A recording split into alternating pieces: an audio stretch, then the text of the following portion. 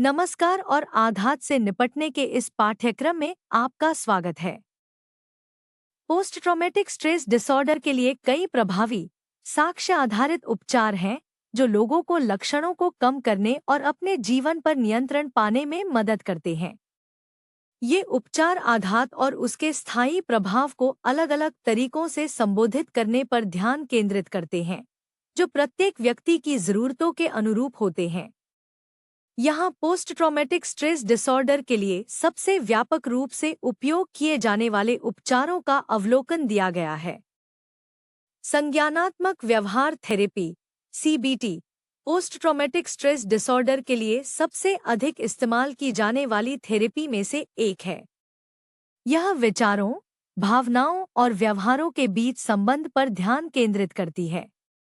CBT का लक्ष्य लोगों को यह समझने में मदद करना है कि आघात के बारे में उनके विचार उनकी भावनाओं और कार्यों को कैसे प्रभावित करते हैं और उन्हें प्रतिक्रिया करने के स्वस्थ तरीके सिखाना है।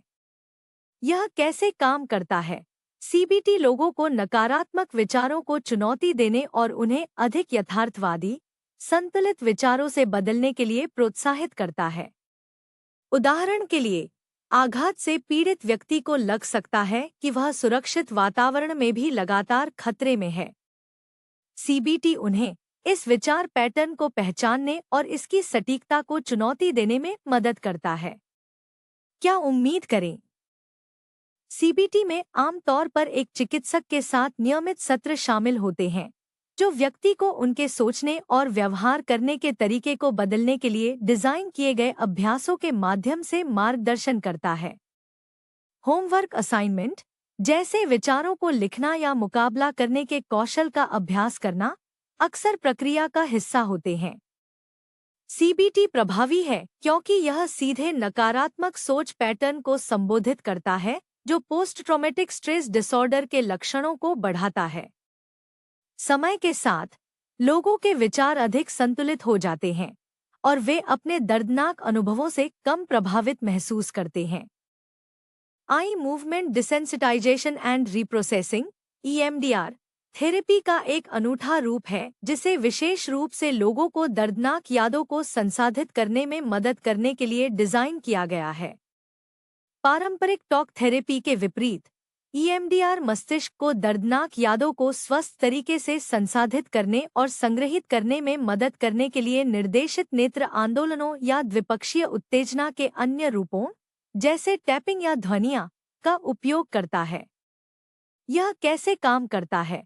ईएमडीआर में व्यक्ति को परेशान करने वाली यादों को याद करते हुए एक साथ चिकित्सक के हाथ की हरकतों का अनुसरण करना या लयबद्ध आवाजें सुनना शामिल है।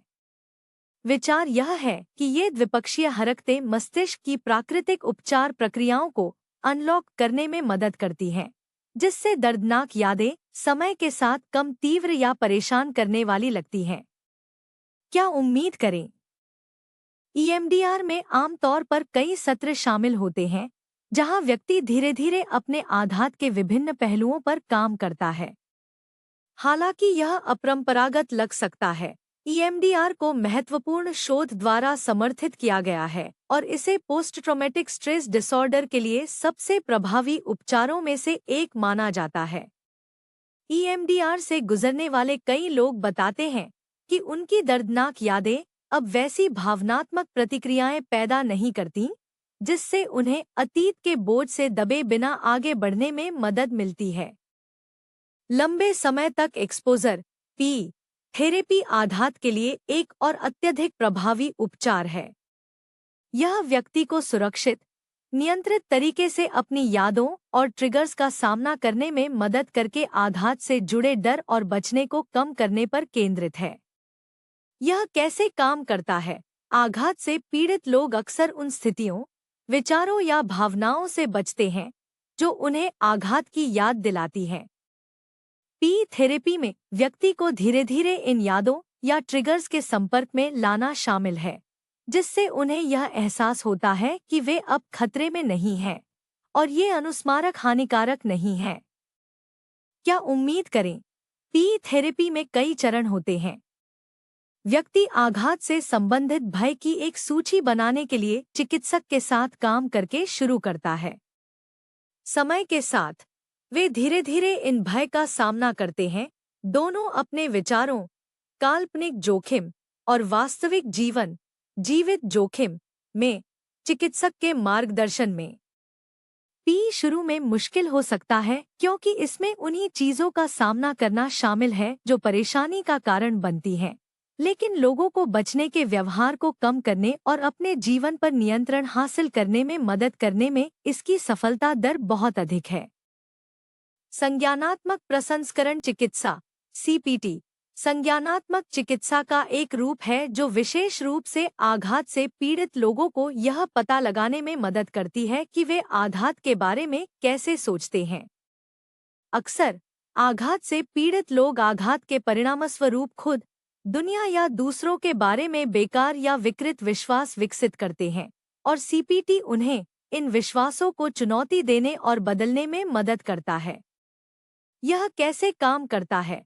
CPT में आघात से संबंधित नकारात्मक विचारों की पहचान करना और उन पर सवाल उठाना शामिल है, जैसे मैं कमजोर हूँ क्योंकि मैं इसे रोक नहीं सका, या दुनिया असुरक्षित है। लक्ष्य इन विचारों को अधिक संतुलित, सटीक विश्वासों से बदलना है।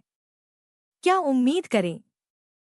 CPT आमतौर पर 12 सत्रों में आयोजित किया जाता है, जहां व्यक्ति अपने दर्दनाक अनुभव के बारे में लिखने और उससे उत्पन्न विश्वासों पर विचार करने के लिए एक चिकित्सक के साथ काम करता है।